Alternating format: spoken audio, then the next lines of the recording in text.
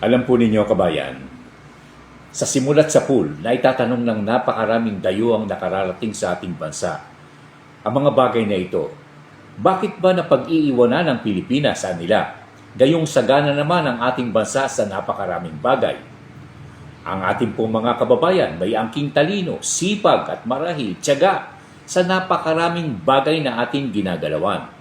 Kabayan, magpapatuloy po tayo pero paki-share po, i-like po ninyo, subscribe ang ating programa sa Facebook at saka sa YouTube, kabayan.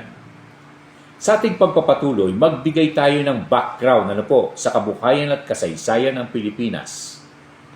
Marahil alam po ninyo na noong unang panahon, maraming mga dayuhan ang nakarating sa Pilipinas at karamihan sa mga ito ay may mga dalang produktong inilalako sa mga Pilipino at naghahanap ng kapalit, trading kung tawagin po.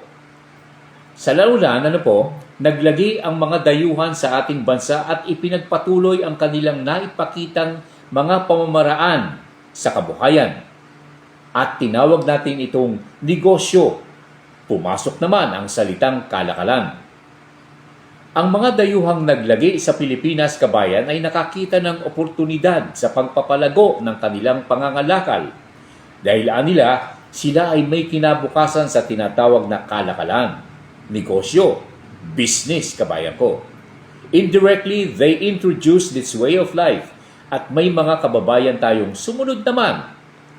At kanilang binuksan sa isipan ng napakarami nating mga kababayan na kahit na maliit at payat na paraan, may pag-asang lumaki, lumago at magbigay ng magandang kinabukasan sa mga ito.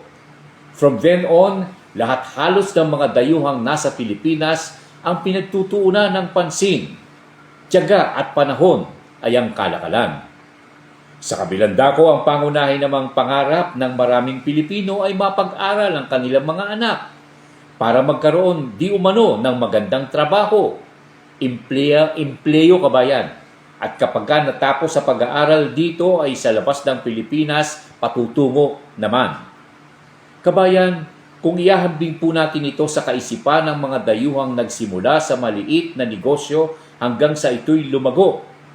At ang pangarap natin sa ating mga anak na makatapos ng pag-aaral upang makakuha naman ng magandang trabaho sa loob at labas ng ating bansa.